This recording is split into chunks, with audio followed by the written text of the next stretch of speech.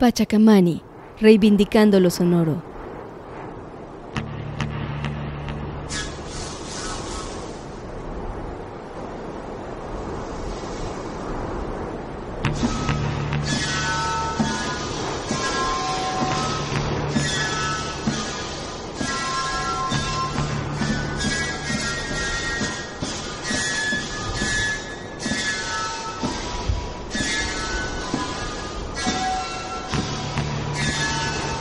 Un saludo a todas las personas que nos están escuchando en Radio Pachacamani. En esta ocasión, como parte del tercer programa de la segunda temporada de la radio que estamos trabajando, tenemos aquí a una invitada muy especial.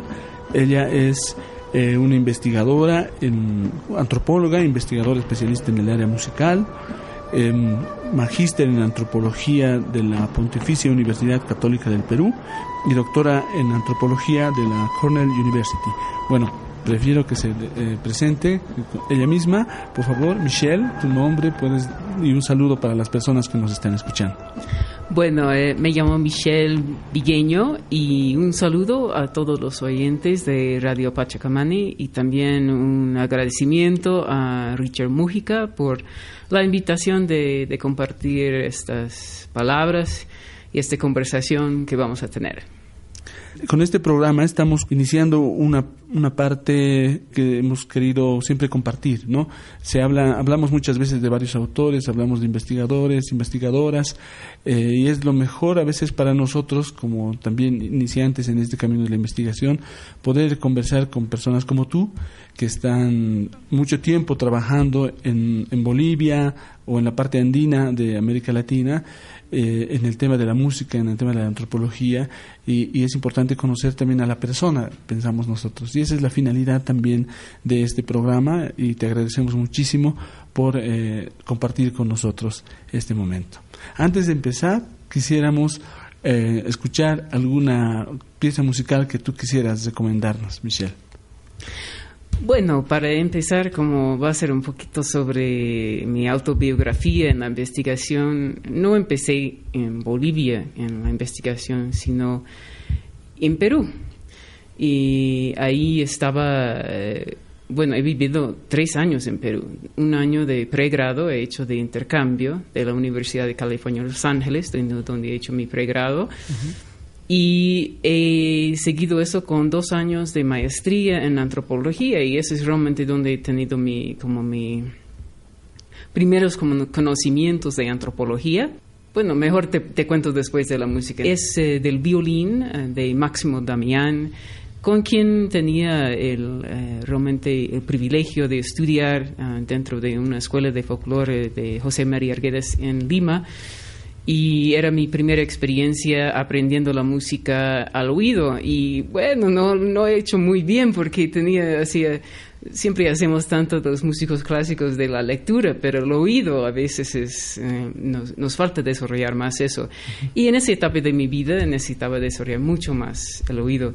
Pero siempre miro a ese gran maestro, Máximo Damián, que he tenido la oportunidad de llevar clases con él. Entonces vamos a escuchar la danza de tijeras y el violín interpretado por Máximo Damián.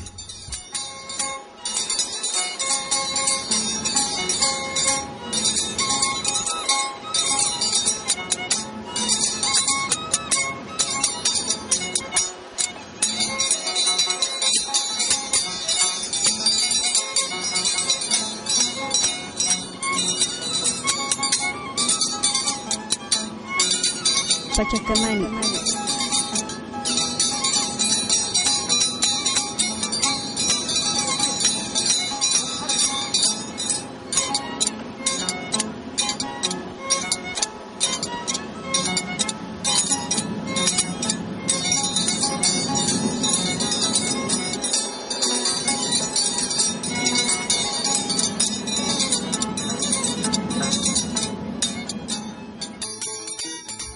Bueno, hemos escuchado a don Máximo Damián con la música de los danzantes de tijeras, arguedas, como menciona el video, que es una forma musical de Perú muy conocida, en la danza de tijeras, ¿no?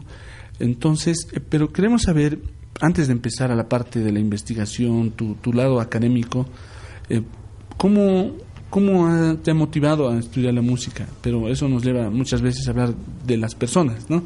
O sea, ¿dónde has nacido? ¿Qué instrumento sabes tocar? ¿De qué manera te has incursionado esa parte? Quisiera que nos comentes un poco, Michelle. Ya, eso tiene su pequeña historia. Claro. Bueno, yo nací en Los Ángeles, California, Estados Unidos, y yo empecé a tocar violín cuando tenía 3 o 4 años, por ahí, ¿no? Y empecé porque mi mamá estaba haciendo su maestría en educación y iba a hacer su tesis sobre el sistema Suzuki. Y el sistema de Suzuki siempre también implica que los papás también están un poco en el mismo entrenamiento con los alumnos. Entonces ahí empecé a mis 3 años. Terminó la tesis, mi hermano también estaba en ese curso de Suzuki, ¿no? Y mi hermano seguía a tocar otros instrumentos, ¿no? Trompeta, piano, ha hecho muchas cosas también en música. Y yo quería seguir con el violín, entonces mis papás me han buscado clases particulares en violín, empecé a estudiar la música clásica en violín. Y bueno, he tenido oportunidad de tocar en una orquesta de jóvenes en Los Ángeles, bajo el maestro Meili Mehta, que es el papá de Zubin Mehta, cuando, o sea, todavía vivía Meili Mehta, y se reunía todos los sábados en la Universidad de California, Los Ángeles. Entonces, unos 7 años creo que he tocado con esa sinfonía de jóvenes. Entonces tenía muy lindas experiencias en tocar la música clásica y siempre ha sido como un fundamento así de otras cosas, ¿no? Ya. ¿Y cómo ha sido ese tránsito? ¿Qué ha hecho que tú decidas viajar a otro país para estudiar, en este caso tal vez la antropología? Empezó con el deseo de manejar y perfeccionar el idioma castellano. Cuando entraba en pregrado en la Universidad de California, Los Ángeles, yo había estudiado en colegio el español, empezaba a estudiar en UCLA, la Universidad de California, Los Ángeles, español, y quería realmente poder tenerlo como segundo idioma, así, y entonces buscaba un programa de estudios, de intercambio, donde se va a los estudiantes a estudiar en otros países.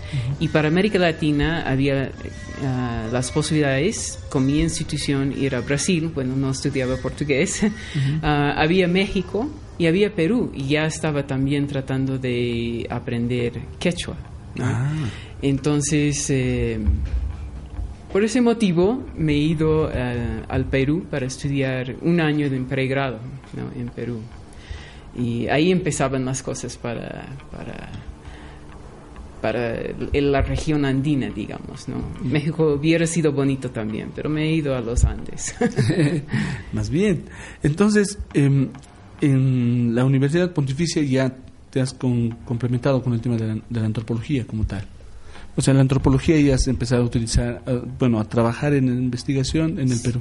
Sí, lo que pasa es que cuando empecé mis estudios no sabemos a veces cuáles son las disciplinas académicas, ¿no?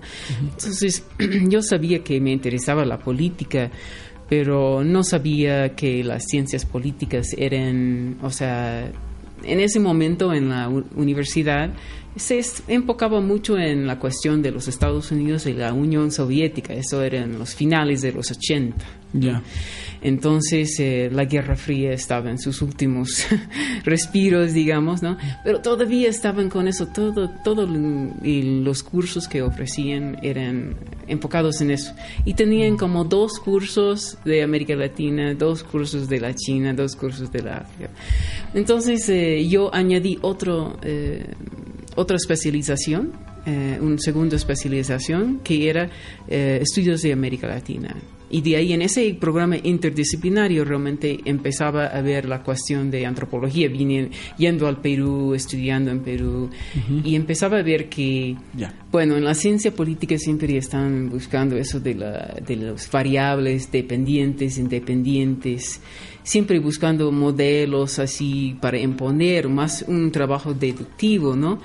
Y empecé a ver que realmente lo que me interesa de la antropología es ese trabajo desde abajo, ese trabajo inductivo, donde no venimos con una teoría y hacemos probar la teoría, sino empezamos desde abajo y vemos qué cosas surgen y vemos a qué teorías nos da luces para entender mejor a esta riqueza que está viniendo de las voces de las personas, ¿no? Yo sentía en la ciencia política una distancia de las personas, ¿no? Esa es una de las cosas que más me atrae la antropología, que es hablar con las personas, es realmente ver, o sea, qué cosas están pensando ellos, ¿no? En vez de tener modelos, estadísticas, etcétera, etcétera. Claro. Y la relación con la música es porque tú eres violinista, así directamente, ¿o ha habido alguna razón más? Sí, porque soy violinista y bueno, siempre me ha dado tanto gusto entrar en las cosas de la música tocando. Entonces siempre he ido por la música, pero primero por la antropología. O sea, la música en sí nunca ha sido el objeto de mis estudios, ¿no? Ha sido como una forma de entrar al asunto, ¿no? Pero las cuestiones que me ha venido así desarrollando, bueno, la tesis de la maestría, que ya son hace muchos años, fue sobre la perspectiva religiosa de los músicos y danzantes lucaninos de esa región de Ayacucho en Lima. O sea, entonces tenía ese nivel de migración a Lima, la perspectiva religiosa, cómo se iba transformando en el contexto limeño. También era un momento de guerra, ¿no? Con Sendero Luminoso. Entonces el título de mi tesis era Contratos con Dios, Pactos con el Diablo. Entonces era viendo un poco toda esa cosmovisión, ¿no? de los músicos y danzantes, ¿no? Y también la parte económica, porque son contratadas para tocar en estas fiestas limeñas también, y también en el campo. Claro, el contexto de interpretación ya no es el mismo festivo que hay en el campo, sino, como tú dices, ya bajo contrato en la ciudad de Lima. Sí. Ya. Pero me llamó la atención algo que dijiste al comienzo, que también aprendiste a tocar el violín que se utiliza en la danza de las tijeras, o sea, perfeccionando tu oído según el maestro que te ha enseñado. ¿Cómo ha sido esa experiencia? Bueno, creo que he sido muy mala alumna. Por el hecho de que yo te he dicho que en la música clásica se toma como el valor principal la posibilidad de leer en primera lectura una partitura, ¿no?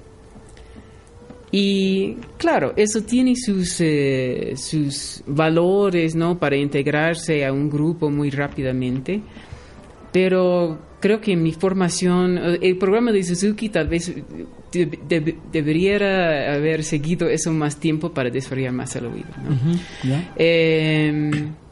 Pero mi formación clásica no era así. Entonces cuando Máximo me enseñaba era sentarse frente mío y tocar, y yo tenía mis 20 y tantos años de tocar, ¿no? Y no podría sacar nada. O sea, estaba frente a él tocaba, yo en la luna, ¿no? Entonces, eso ha sido un proyecto desde entonces que he empezado a tratar como cosa paralela a otras cosas de investigación, tratar de desarrollar más el oído, porque la mayoría del mundo toca al oído, ¿no? Sí. Y por lo más que puedes leer una cosa a primera vista, eso todavía no significa que le vas a dar el gusto, ¿no? Que viene con saber cómo interpretar cierta música, ¿no? Y eso viene con escuchar, eso viene con poder ensamblar, escuchar a los otros músicos, etcétera, ¿no? Entonces, ahí realmente empezaba a desarrollar esa parte musical que la música clásica no me ha enseñado, ¿no? A pesar de años, ¿no? Y tocando en una orquesta, y etcétera. no me ha enseñado esa parte de... Y creo que no logré muy bien tocar, o sea, me hubiera gustado volver a Perú a estudiar con Máximo en un momento posterior a las experiencias que he tenido en Bolivia, también posterior a... Empezaba también en los Estados Unidos a tocar música irlandesa y ahí empezaba a desarrollar mucho más el oído. Claro, es todavía un proyecto, o sea, yo admiro mucho a los músicos que tocan así al oído, o sea, los tengo máximo respeto. Claro, en todo caso, no solamente en América Latina existen músicos al oído, como tú has dicho, la música irlandesa, hay mucho de la música en el mundo que se interpreta al oído. La mayoría. ¿No? La mayoría. Es una partecita nomás que son de lectura, y entonces y yo creo que hay que valorar ese parte de aprender al oído, porque realmente es una cosa que uno tiene que aprender, ¿no? Y es interesante que la música clásica a veces se cierra esa parte, ¿no? En la misma instrucción, a veces en la misma enseñanza, a veces se cierra eso porque todo está enfocado en la partitura, ¿no? Leer a primera vista. Creo que un poquito ya hemos entrado a la siguiente pregunta, pero antes de desarrollarlo un poco más quisiera que podamos escuchar otra música más que quisieras oír.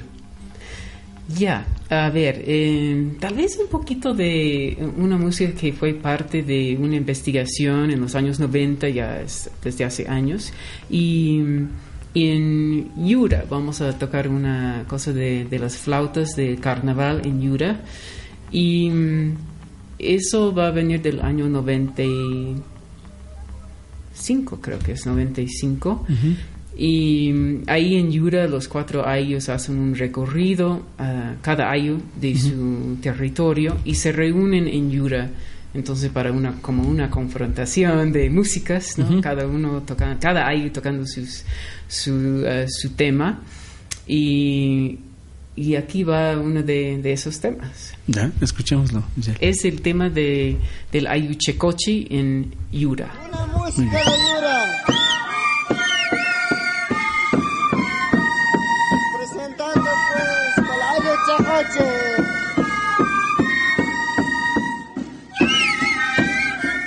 Pachacamani.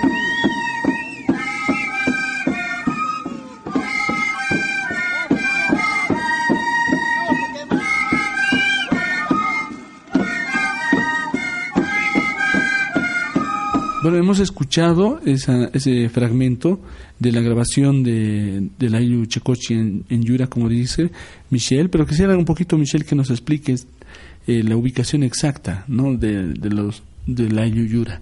Ya, queda en el departamento de Potosí, en la provincia de Quijarro. Y ya estamos en Bolivia. Sí, ya estamos en Bolivia. Y bueno, durante un año salí primero a Toropalca, también, ese es en Norchichas. El primer año he salido ahí, también haciendo cuestiones sobre música y la identidad de la región, ¿no? Y el segundo año he salido a esa zona de Yura, en Quijarro, también Potosí, ¿no? Bueno, Yura es para los antropólogos en Bolivia, en la parte andina, muy conocida por el trabajo que ha hecho Zasnaque en el estudio de los ayllus y todo el sistema de autoridades que ahora llamamos originales, ¿no? Autoridades indígenas. Entonces, por esa parte, escuchar el trabajo que hiciste en la parte musical y contextualizar en sus rituales agrícolas, todo eso es muy interesante, ¿no?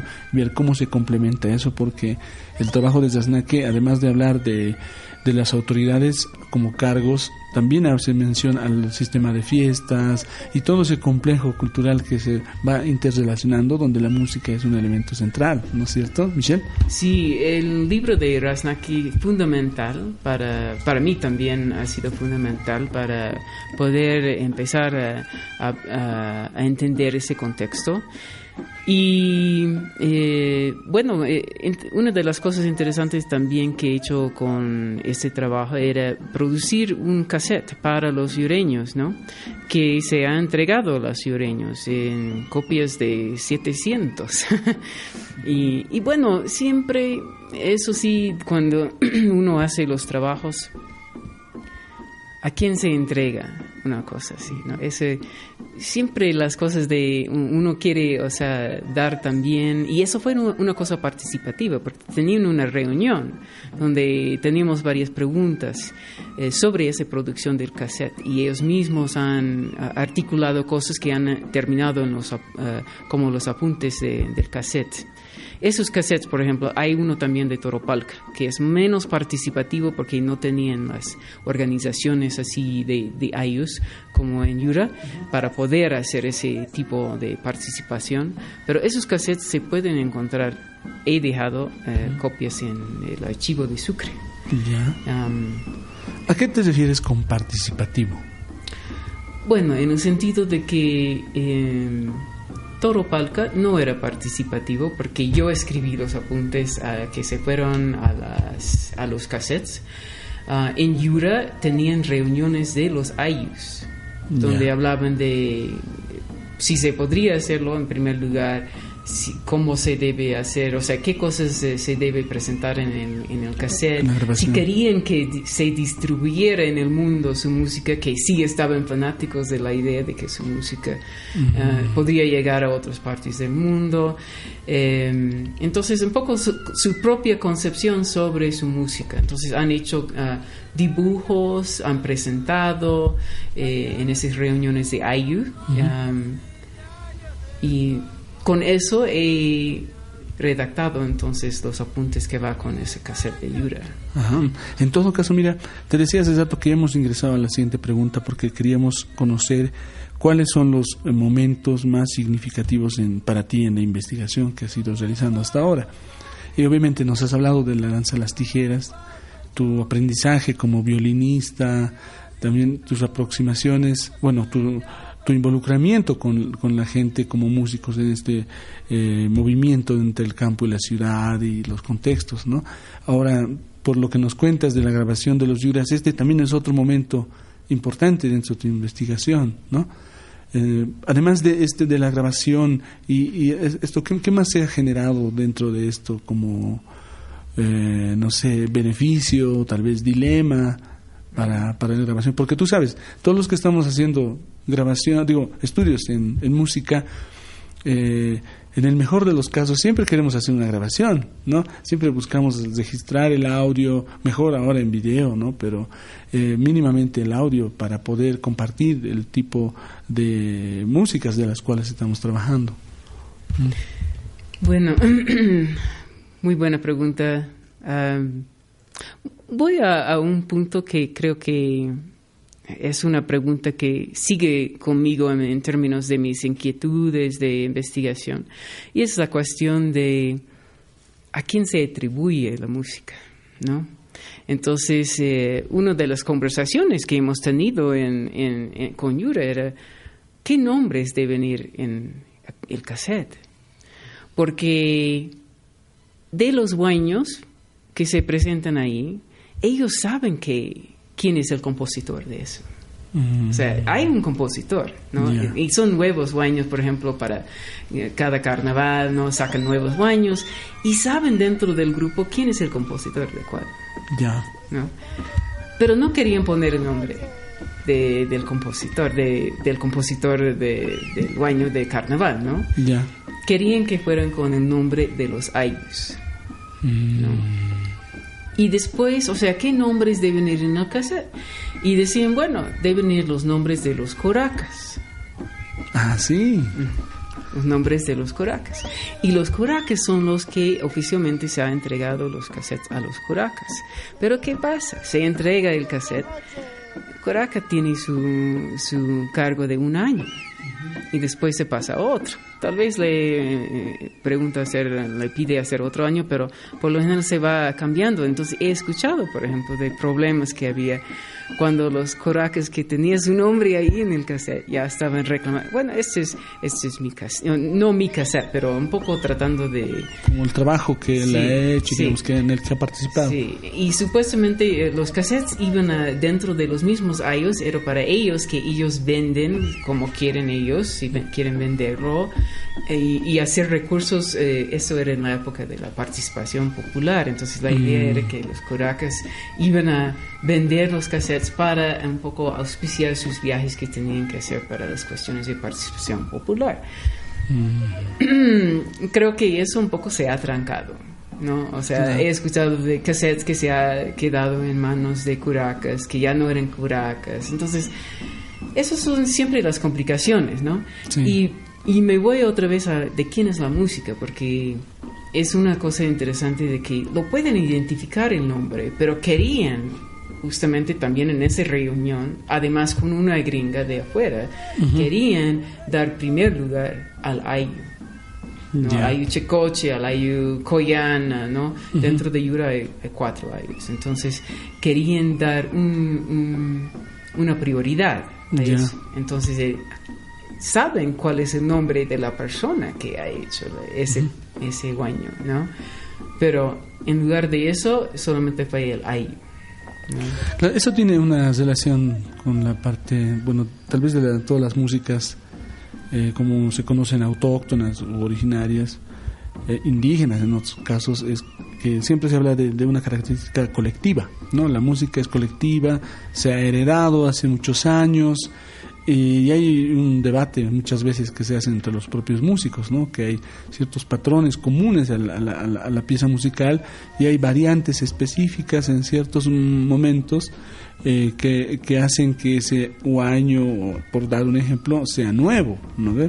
Entonces, tal vez también ahí radica la complejidad en decir que esto es de esta persona, pero obviamente contigo ahí aparece un poco el dilema de lo que ahora en derecho de autor y propiedad intelectual se habla de lo individual y lo colectivo en relación a la propiedad intelectual, ¿no?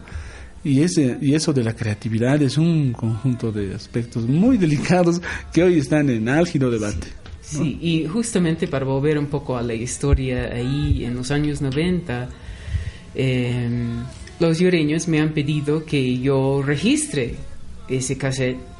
Querían algo oficial, entonces yo fui donde se registra cassette así y me han dicho muy bien, pero no podemos poner el nombre de Yura como colectividad. Tú tendrías que ir como recopiladora. Estaban con esa política colonial, por no decir otra cosa, ¿no?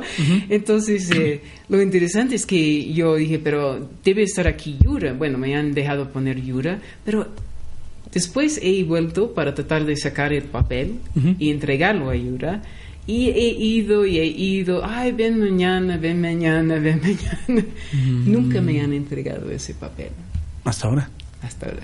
Bueno, ya, o sea, lo he dejado, o sea, pero fue un deseo de los yureños tener ese, ¿no? O sea, ese comprobante, digamos, ¿no? Y en mi primer libro yo escribo de eso, un poco de esa misma experiencia de tratar de hacer esa cosa burocrática para Yura, de la imposibilidad de que Yura figura en la colectividad, ¿no? Y después el completo fracaso de entregarme el trabajo, el documento para devolverlo a Yura, ¿no? Entonces, ahí empezaban muchas de mis inquietudes que hoy en día siguen conmigo en términos de cómo pensamos en las a quién pertenecen esas cosas, ¿no? Y bueno, es una pregunta amplia. Claro, que todavía, como dices, está en análisis, en ver las experiencias. ¿Cuál es el nombre del libro? Ese libro es Sounding Indigenous, Authenticity in Bolivian Music Performance. Ya. Me mencionaste fuera de micrófonos que hay una página web. Hay una página web en un sitio web donde están fragmentos de las grabaciones de ese libro, ¿no? Sí, ¿Es cierto? está en anacruz.net. Entonces vamos a colocar también la dirección en el canal para que puedan visitar los radioescuchas. ¿Quisieras escuchar algún tema más de esta recopilación que has hecho? Bueno, tal vez lo de la siembra de Yura, que ahora estamos entrando en un mundial, hacer acordar un poquito el momento cuando Bolivia también estaba en el mundial y hasta Yura le han dedicado un tema en la siembra donde mencionaban a Echeverri. Al diablo Echeverri. Wow. Ese es de la siembra de Yura en 1995, un año con Quena.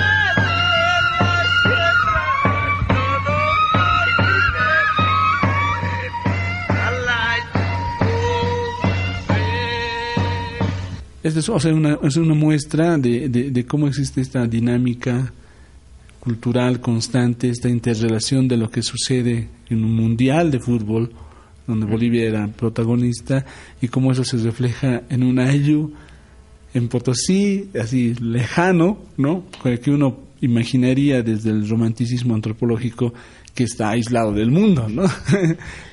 Sí, y bueno, o sea, una de las razones por la cual me también llamó la atención esa canción era esa conexión. Hay que tomar también en cuenta que en esa época, ahora no he estado volviendo a esa zona, entonces no sé cómo estará ahora, pero en esta época los jóvenes siempre llegaban por lo general en carnaval, no tanto en siembra, pero en carnaval siempre llegan los jóvenes y vienen de Argentina. ¿No? Habían estado trabajando en Argentina muchos, ¿no? Más que todo antes de casarse, muchos se han ido en temporadas a Argentina a trabajar y vuelven más para carnaval que para la siembra. Bien. Dentro de este recorrido de tus investigaciones, ¿qué otro punto importante ves que ha significado mucho en la investigación que has ido realizando? Bueno, hay un conjunto con que sigo tocando hasta hoy en día, que he tenido una primera conocimiento de ellos en 93, fines de 93, y ese conjunto es Música de Maestros, ¿no? Entonces, con ese conjunto yo he conocido al director en 93, no tenía la menor idea del tipo de música que era. Me ha hecho escuchar la música y ahí se podría ver que un violín podría caber muy bien. Bueno, empecé a ensayar con ellos y ellos, o sea, el conjunto también de Música de Maestros ha resultado ser parte de ese primer libro también. Y también una parte también de la música boliviana en Japón también ha sido un segundo libro sobre eso. También tenía vínculos con este ensamble que, claro, es completamente distinto de los otros casos. O sea, yo en ese primer estudio hice un estudio multicitado, ¿no? Como siempre los antropólogos están haciendo, enfocándome en la cuestión de identidades étnicas y también nacionales. Entonces, con ese propuesto de Música de Maestros empezaba a indagar un poquito más en las cuestiones de representaciones nacionales, ¿no? Que sigue siendo una inquietud mía, cuestiones de un estudio antropológico del nacionalismo, ¿no? A través de la música es una de las cosas que siempre y tengo una perspectiva bastante crítica hacia el nacionalismo en sí, ¿no? Ya. Que a veces es difícil que ¿Cómo explico eso? Porque yo vengo, o sea, ese también es de mi propia posición de gringa de los Estados Unidos, de un país que ha ido en el mundo como un elefante, ¿no? Así pisando aquí y allá, y entonces el nacionalismo del lado boliviano tiene otras características que el nacionalismo de un poder como los Estados Unidos. Entonces a veces esas conversaciones son bien interesantes, porque a veces piensan que yo voy a salir siendo bien nacionalista. No, nada que ver, ¿no? Pero yo soy crítica también de las ideologías nacionalistas en general. Claro. Pero por otro lado, también unas músicas bien lindas salen de algunos planteamientos que son en líneas así como música de maestros, ¿no? Claro, en Bolivia, específicamente aquí en La Paz, música de maestros actualmente es un ensamble, es un conjunto, como tú dices, sumamente reconocido, ¿no? No solo por la recuperación que se ha hecho de este tipo de grupo, que es una estudiantina, como se dice, ¿no? Si no me equivoco, sino también por el proceso de investigación que se ha hecho para la identificación de las partituras originales, de los compositores y su adaptación en este tipo de conjuntos, ¿no? Sí, sí. Ahí, bueno, pilar fundamental, Rolando Encinas, el maestro Rolando Encinas, quien junto con Yolanda Mazuelos han empezado ese proyecto de música de maestros con la investigación, como dices, ¿no? Y eso de buscar las partituras y también buscar miembros de la familia, charlar con ellos, ¿no? Entonces, esa inquietud de tocar los músicos, los maestros o compositores maestros, ¿no? Y también en los años 90 empezaba también esa cuestión de un multiculturalismo del momento también, ¿no? O sea, mostrar no solamente de la parte andina, con algo como Alborada Andina, sino también mostrar de la parte oriental, ¿no? Sí, claro. Con muestras ahí, han juntado varias estampas así, junto con Taquirari, Carnaval, Chovena, al suite oriental han puesto, ¿no? En el cuarto volumen, por ejemplo. Suite Aymara y suite oriental, ¿no? Entonces, tratando de mostrar así porque también Rolando ha viajado mucho, ¿no? Para tocar afuera, y él sabe que afuera hay a veces una perspectiva muy estrecha de lo que es la música andina y música de Bolivia. Entonces, él quiere mostrar una variedad, ¿no? Claro, como lo que mencionas del nacionalismo, ¿no? El nacionalismo y esta imagen que Bolivia ha mostrado desde los años 50 como un espacio andino, ¿no? Donde ya hay un cliché, digamos, pegado a la parte boliviana, como si fuéramos solamente andinos tocando una quena con nuestro yuchito, ¿no? Pero obviamente hay una diversidad cultural y obviamente musical detrás, que trabajos como el de Rolando, con música de maestros, o sea, hacer referencia a la música de los maestros de quienes se ha recopilado la música, ¿no? Entonces es sumamente importante. Ese también es un pensamiento, digamos, de Pachacamani. En otros programas, poder hablar con grupos de música que hacen investigación en la labor para hacer una grabación, que muchas veces no se muestra al ver un disco grabado con unos textos mínimos, pero que han llevado sumamente a hacer un largo trabajo de elaboración. ¿Tú cómo has participado? ¿En qué discos especialmente en este proceso que mencionas con el grupo? Bueno, primero en referencia a la investigación que ha hecho Rolando, es interesante que, o sea, todavía se queda con el formato del CD, porque si ves el folleto que va con el CD, está llenito de varios detalles, ¿no? O sea, es como el estilo, ¿no? de música de maestro, es de publicar, y eso es el impulso de Rolando Encinas, ¿no? De realmente hacer la investigación y hacerlo conocer en los apuntes que tal vez nadie lo lee, algunos sí, algunos no, algunos ahora lo pueden escuchar en Spotify y tal vez en Spotify no lo van a leer los apuntes, pero es interesante que hasta ahora se siguen produciendo CD, porque ese es el formato donde se puede tener también una cosa adjunto a ellos, donde hay esos detalles, ¿no? Exactamente. ¿Cuáles de los discos?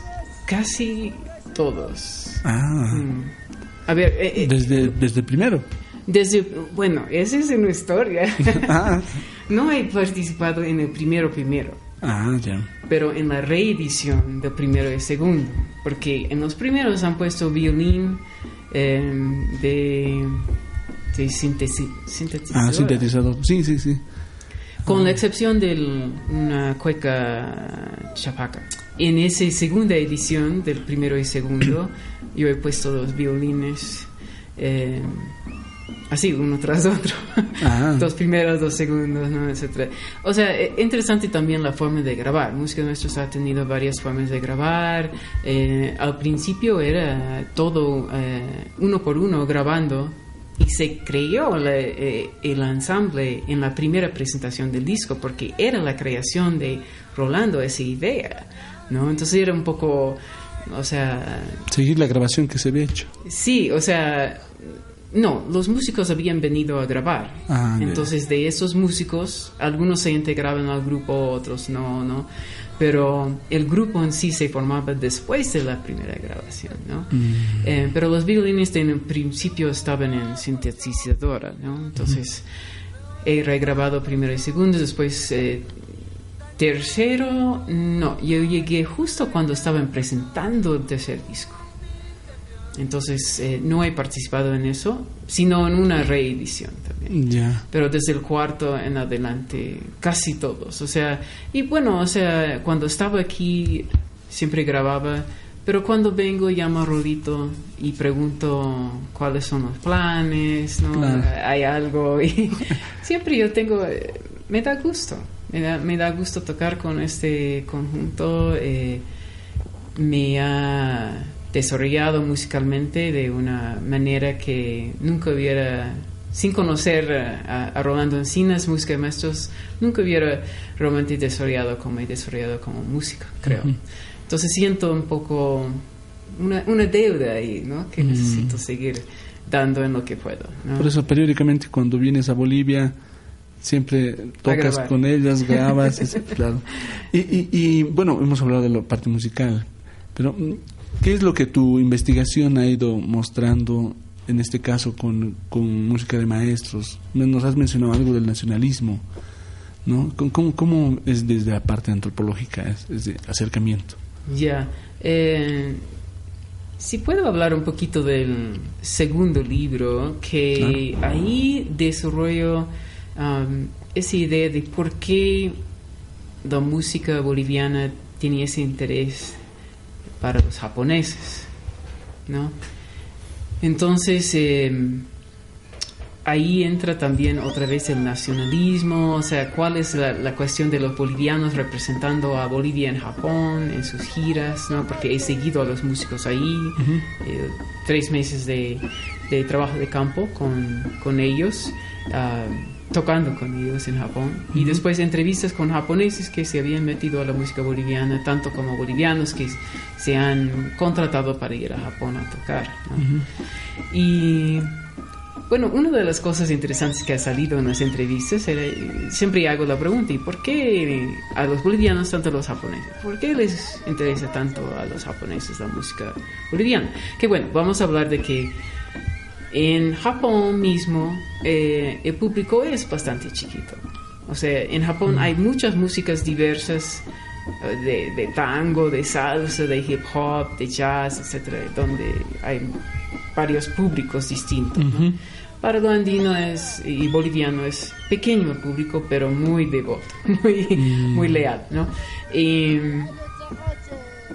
Y cuando les pregunto eso, muchas veces en las entrevistas empezaban a hablar de cuestiones de algún vínculo con un ancestro imaginado indígena en el pasado.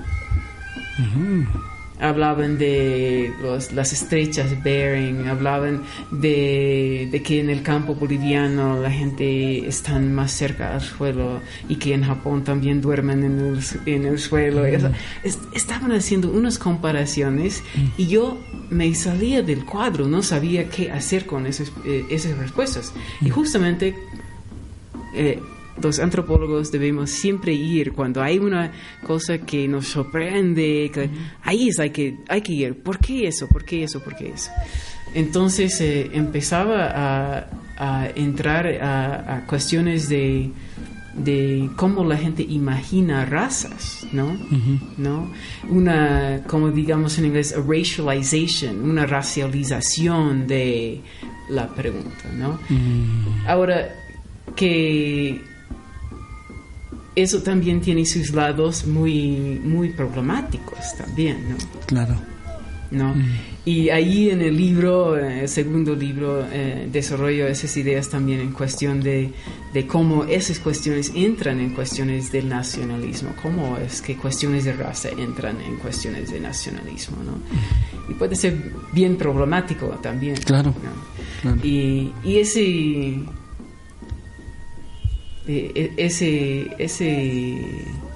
encuentro yo estaba a la fuerza porque muchas personas me han hablado de eso en las entrevistas con la sola pregunta ¿por qué les interesa tanto a los japoneses la música boliviana? Y un poco creando un ancestro imaginado, compartido entre los japoneses y los bolivianos. Y claro, yo posicionándome también como música, que también toca música boliviana, jamás en mi vida voy a decir que que comparto una historia. O sea, entonces yo tenía que posicionarme también, ¿no? Dentro de eso, porque yo también toco música de otros, porque un tema de ese libro también era ¿qué es tocar música de otros? Porque los japoneses estaban tocando música de otros, yo estaba tocando música de otros, y en ciertas partes del repertorio de música maestros están tocando también música indígena que se ha simulado como suyo en una propuesta mestiza, ¿no? Entonces, ¿qué significa tocar música de otros? Entonces, esa era otra gran pregunta de ese libro, ¿no? Pero no mencionaste qué dicen los bolivianos en referencia a los japoneses. Lo mismo, o sea, hacían los mismos tipos de referencias. Sí. Y era posterior a ese libro cuando me empezaba el trabajo con Henry Stobar sobre patrimonio, y es interesante que, o sea, tanto discurso contra los peruanos, ¿no? que tocan la música.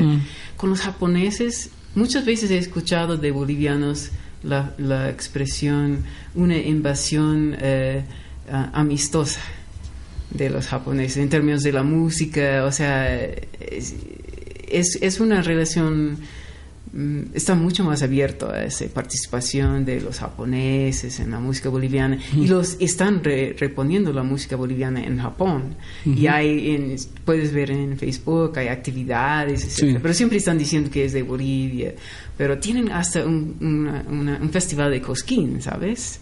Claro, sí. En Japón. En Japón. Replican el cosquín de Argentina en Japón. Sí. Sí. Y bueno, la otra parte de ese libro es la historia de cómo llega la música andina a Japón. Y primero va por Argentina y después, recién después, con Ernesto Cavour realmente entra. Los japoneses empiezan a identificar la música andina con Bolivia, con Cavour más que nada. A ver, antes que entremos a esa parte también, quisiéramos escuchar tal vez un tema de música de maestros que nos sugieras. Bueno, ese cueca es uno de mis favoritos. Bueno, casi todas las cuecas me gustan que tocan música de maestros, pero este en particular muy lindo es Recuerdos de Simeón Brocal.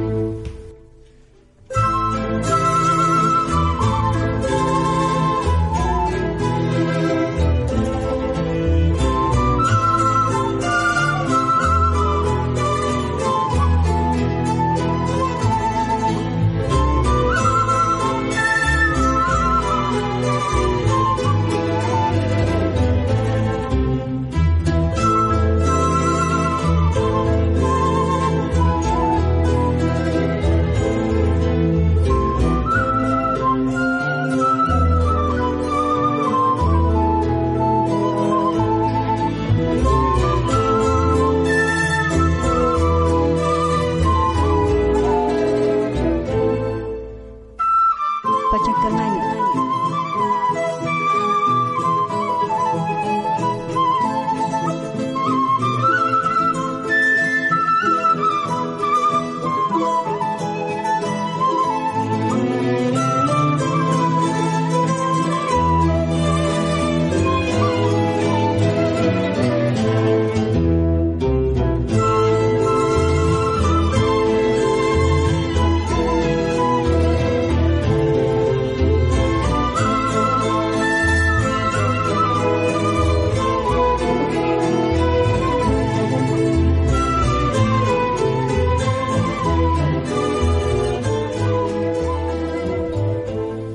Bien, hemos escuchado esa cueca interpretada por Música de Maestros, titulada Recuerdos, de Simeón Roncal.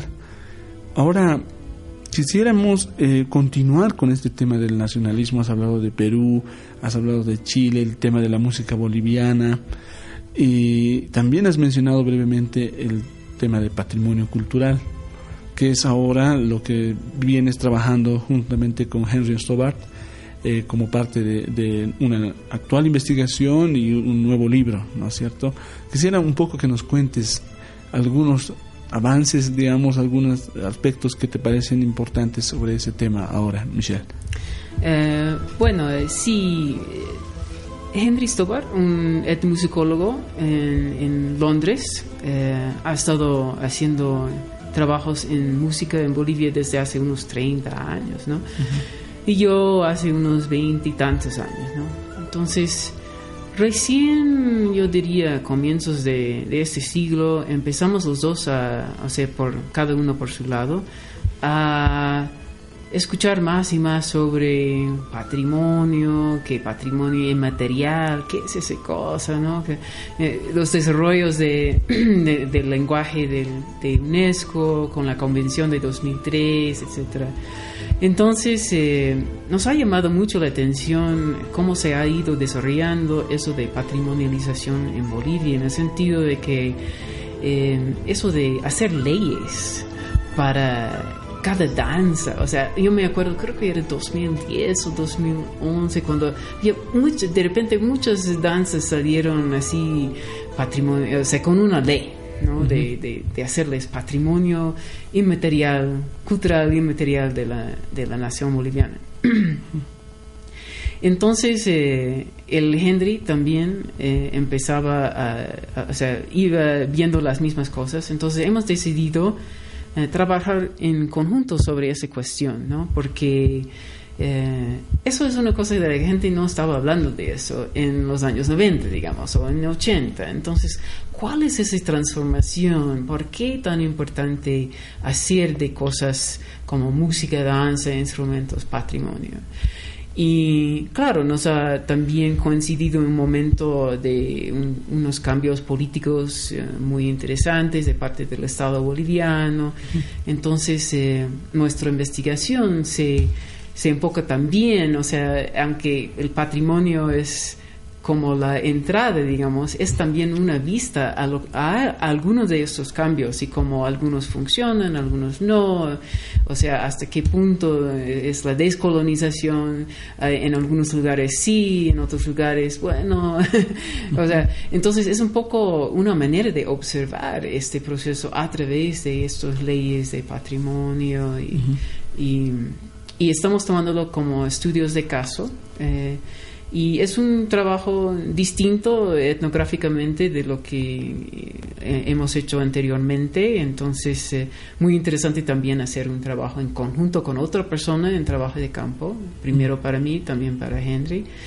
Y bueno, estamos trabajando eso, todavía está en proceso. Sí, de hecho, nosotros como Pachacamani organizamos hace un tiempo un simposio internacional sobre la patrimonialización de la música, donde justamente nos visitaron Henry y Michelle para hablar un poco de la mozañada, ¿no? De los procesos de patrimonialización o hacer patrimonio que estamos viviendo ahora.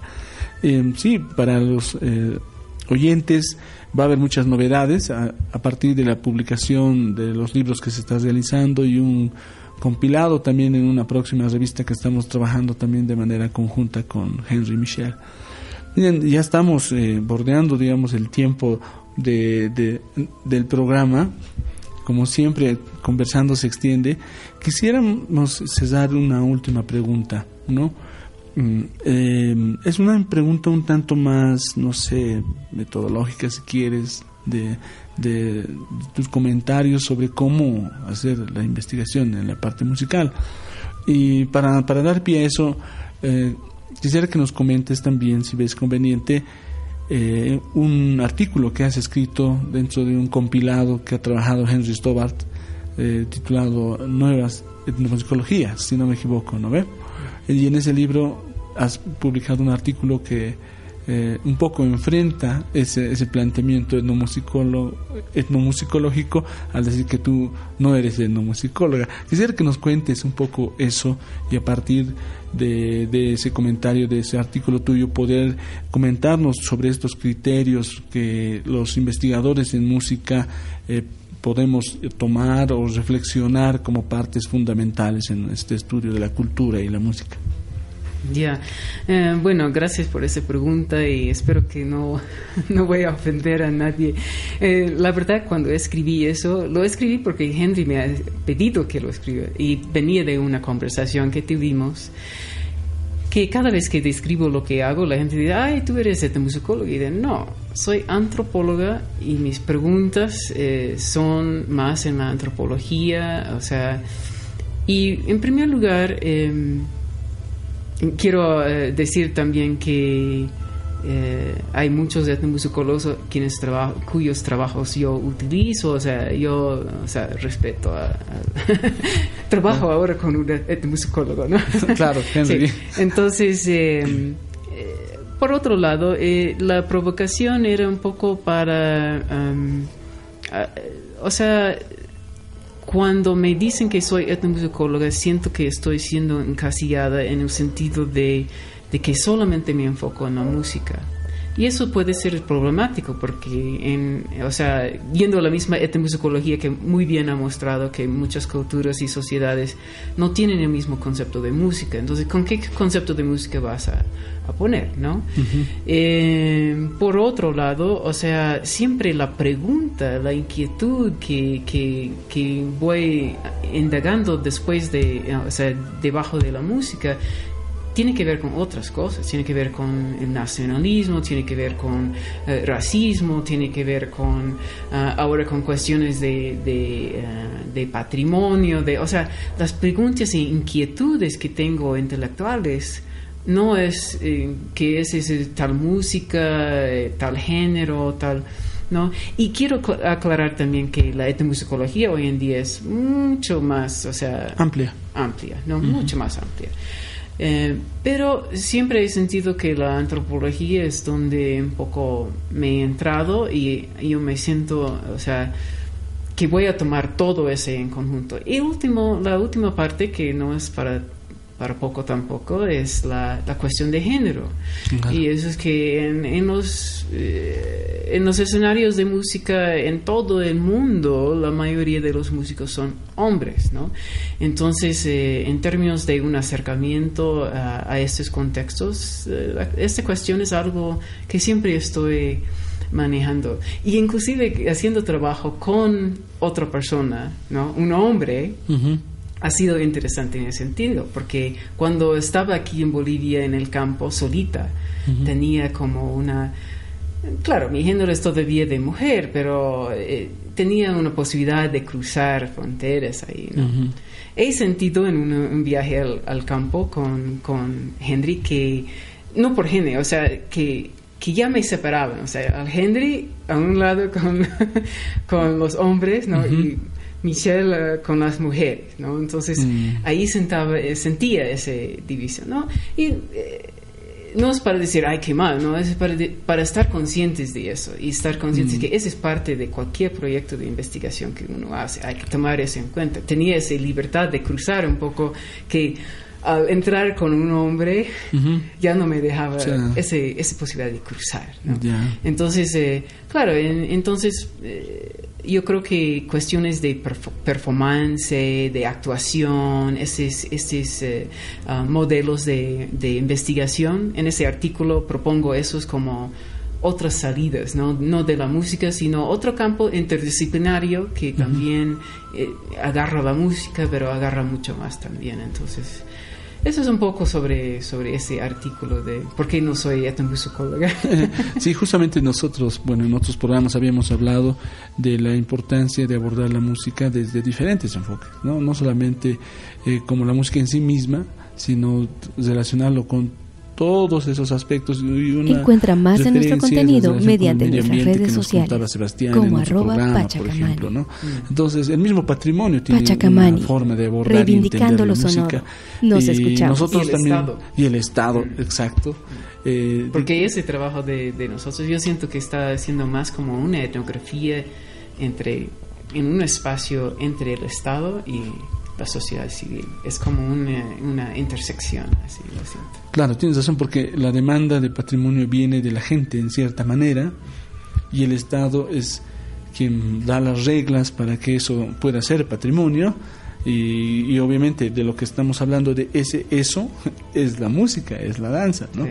Entonces se generan tensiones, se transforma la música, deja de ser tal vez lo que era para poder ser patrimonio. Sí, realmente hay varias cosas para debatir en ese aspecto. Mira, Michelle, te queremos agradecer por habernos permitido visitarte. Bueno, tú también nos estás visitando en un breve tiempo aquí en Bolivia.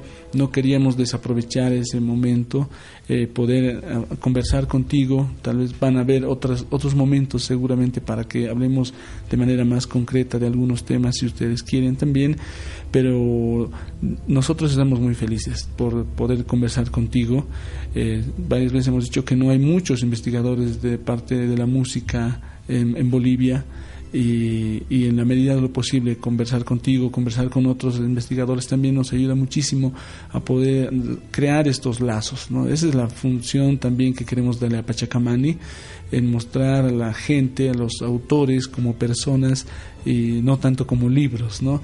Nos ha gustado muchísimo lo que tú nos has mencionado de la importancia de la antropología desde ese punto de vista inductivo también, ¿no? De entender a la gente desde lo que ellos entienden su realidad, su música, su espacio, y cómo eso, la antropología podría servirnos para mostrar eso, y no al revés, no de manera deductiva, que muchas veces el Estado funcione de forma deductiva en la aplicación de los modelos, en la aplicación de diferentes criterios para manejar un grupo de personas como es un país. Pero en este caso la antropología brinda las posibilidades también de generar un efecto inverso a eso, ¿no? Entonces, no sé, tal vez unas palabras más que quisieras darnos sobre estas pequeñas reflexiones y a la gente que nos va a escuchar en Radio Pachacamani. Bueno, yo quería devolver un poquito el agradecimiento a ti, ¿no? De esta invitación, de compartir estas ideas. También quiero felicitarte a ti y a todo el equipo de Pachacamani por el trabajo que ustedes hacen, también por la invitación a Henry, ¿no? Y a mí para presentar en ese conferencia, y creo que, o sea, también sí puedo adelantar, o sea, que dijiste así de rápido que te felicito también en el trabajo que tú estás haciendo sobre cuestiones de patrimonio también, ¿no? Entonces, ese en conjunto, trabajando juntos contigo en algunas cosas como esa revista de trans. Que pronto va a salir. Varias novedades. Sí, estamos. Eso ha sido realmente un gusto poder empezar ese diálogo, ¿no? Uh-huh. Y espero que sigamos charlando. Claro que sí, vamos a seguir. Entonces, ¿te parece que hacemos el programa escuchando algo de música de maestros? Ya, el siguiente tema son dos cuyoadas, fueron compuestos por Rolando Encinas, y se llama Bandidita. La primera se llama Bandidita, el segundo se llama Verdurita. Y la primera se refiere a mí misma. Y el segundo se refiere al Koji Hishimoto, que también ha apuesto muchísimo al grupo de música de maestros. Claro. Entonces es interesante que Rolando ha compuesto esos dos kuyowadas justamente cuando estaba yendo al aeropuerto para despedirme en Japón. Y es interesante que son dos kuyowadas que él ha hecho a dos personas extranjeros que han participado en su grupo. A ver, la kuyowada siempre es alegre, ¿no? Claro, siempre es alegre. Bueno, escuchemos y nos despedimos hasta un siguiente programa. Esperemos que sea lo antes posible y muchas gracias a todos. Hasta luego. Bueno, me despido de todos los oyentes de Radio Pachacamani y espero que estemos en otra conversación muy pronto.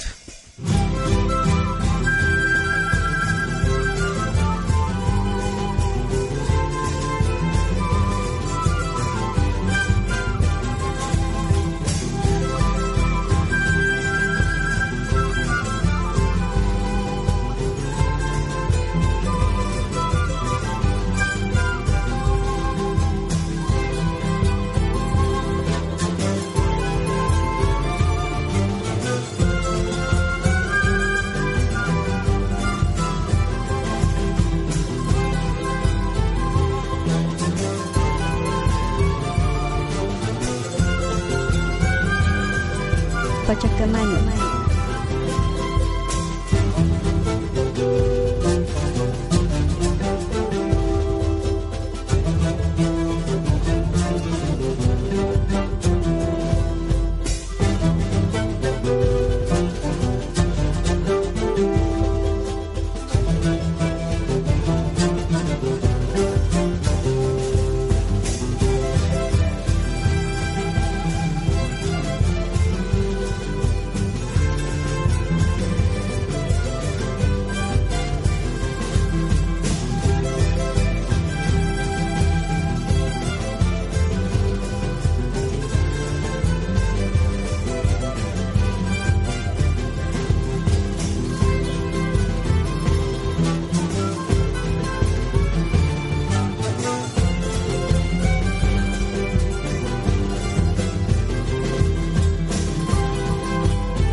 Pachacamani.